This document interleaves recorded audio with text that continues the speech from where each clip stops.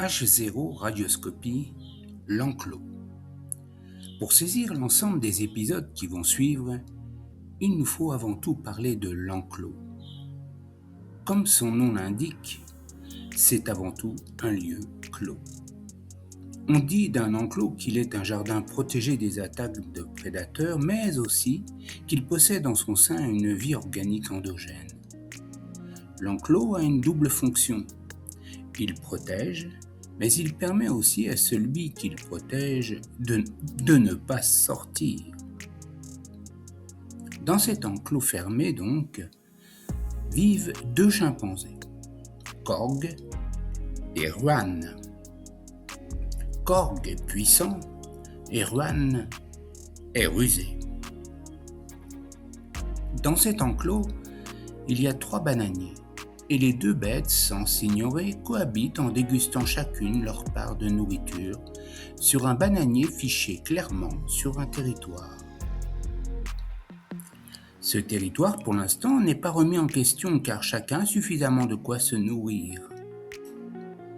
Sur ce territoire, de nombreux champignons couvrent le sol, mais les 2 animaux savent qu'ils ne doivent pas s'en nourrir. Au milieu, se dessine clairement un territoire neutre où trône un très gros bananier. Le bananier central, lui, n'est pas encore investi, mais les 2 chimpanzés le lorgnent du coin de l'œil.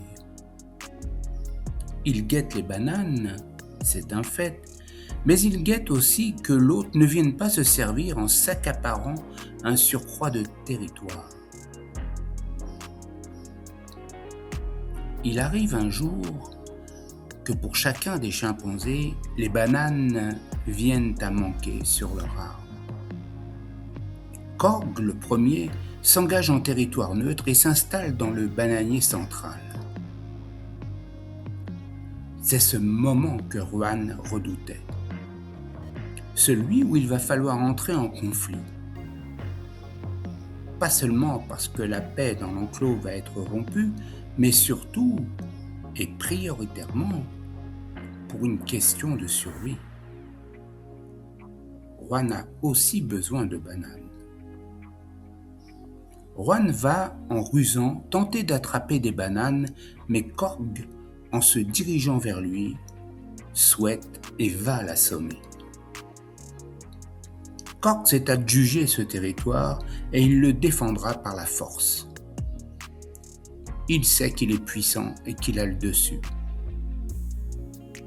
Korg, valorisé par sa victoire sur Juan, une victoire physique par son avantage athlétique et victoire psychologique par le fait que Juan a été impressionné et a cédé. Juan s'échappe de la violence et sort du territoire central, mais au fil des jours, la faim va faire son œuvre. Il dépérit, devient de plus en plus faible et anémié.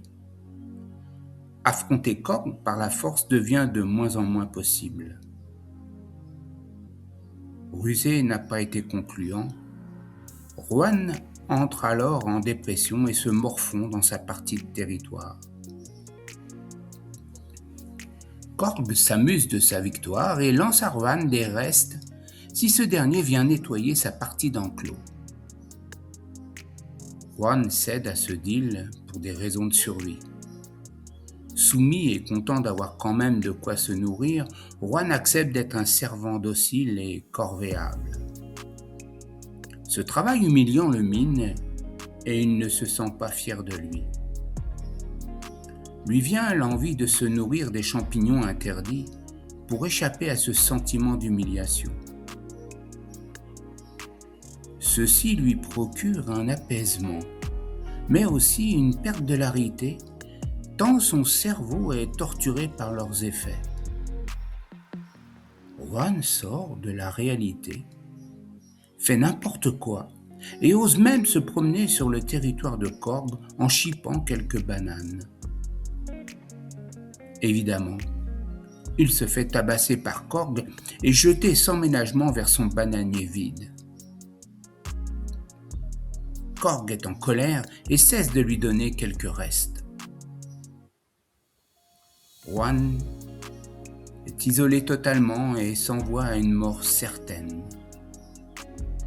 Juan se tourne alors vers l'extérieur de l'enclos pour ne plus voir le bananier et ses délicieuses bananes. Également pour ne plus voir Korg, son tortionnaire et bourreau. Curieusement, Juan tente alors de creuser sous le muret de l'enclos et après quelques jours de persévérance, il arrive à sortir. Libre. Libre de sa dépendance à Korg et libre d'aller chercher ailleurs d'autres bananes. C'est de façon très imagée ce que nous allons aborder dans cette radioscopie autour de la violence. Et vous, qu'en pensez-vous ?